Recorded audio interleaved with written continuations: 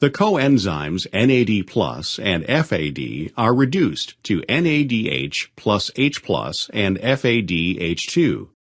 In the mitochondria, the electrons from NADH plus H+ are transferred to the electron carrier proteins, and the protons are transferred across the membrane.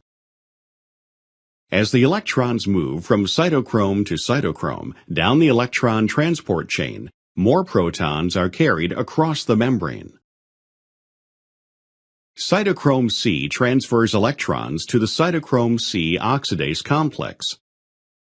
Protons are also transferred to the outside of the membrane by the cytochrome C oxidase complex. The cytochrome oxidase complex then transfers electrons from cytochrome C to oxygen, the terminal electron acceptor, and water is formed as the product. The transfer of protons generates a proton motive force across the membrane of the mitochondrion.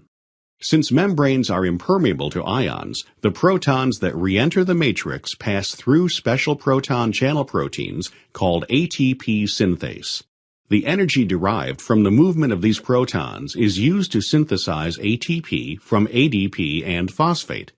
Formation of ATP by this mechanism is referred to as oxidative phosphorylation.